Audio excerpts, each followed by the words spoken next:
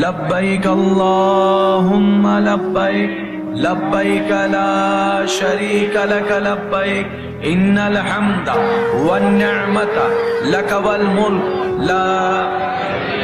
উপরে প্রখর রোদের আলো, ডাইরেক্ট শরীরের মধ্যে রোদের আলো, 11টা 12টার সেই গরম আরবের রোদের আলো। ওই বান্দা আল্লাহর ঘরকে মাঝখানে রেখে এক এক কদম দিয়ে তাওয়াফ করতেই আছে, তাওয়াফ করতেই আছে। এক একটা চক্কর তাওয়াফ দিতে কতটুক সময় লাগতে পারে, যারা তাওয়াফ করেছেন সশরীরে আমার চাইতে আমার ভাইয়েরা আরো ভালো অভিজ্ঞতায় রাখে। উপর থেকে রোদের গরম, ডান পাশে বাম পাশে মানুষের চাপ, ধাক্কা ধাক্কি, পায়ের মধ্যে পাড়া দেওয়া, পিছন থেকে ধাক্কা দেওয়া, এত কষ্টের ভিতরে ওই বান্দা হাঁটতেই আছে, হাঁটতেই আছে, হাঁটতেই আছে।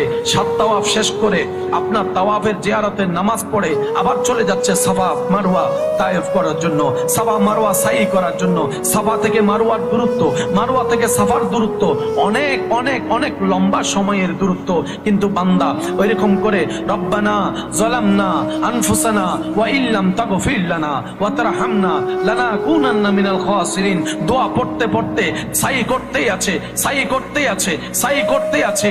এবার সাই করে উনি আসলো হালাল হওয়ার জন্য, চুল মুন্ডানোর জন্য। চুল মুন্ডায় যখন ঘরে গেল, গোসল টোসল করে এবার যখন শুতে গেল, এবার তার শরীরের মধ্যে দুর্বলতা অনুভব হওয়া শুরু করলো, কষ্ট ব্যথা অনুভব হওয়া শুরু করলো। এবার সে বান্দা ভাবে, আমি যখন দেশের মধ্যে 1 মাইল 2 মাইল হাঁটি, আমার 10 গ্লাস পানি পান করতে হয়। শরীর উত্তর দিয়ে দেয়, আজ আমার এমন কিভাবে হলো? তখন তার ঈমান উত্তর দেয়, ওটা ছিল তোমার নিজের জন্য কাজ, এটা করেছো তোমার রবের জন্য।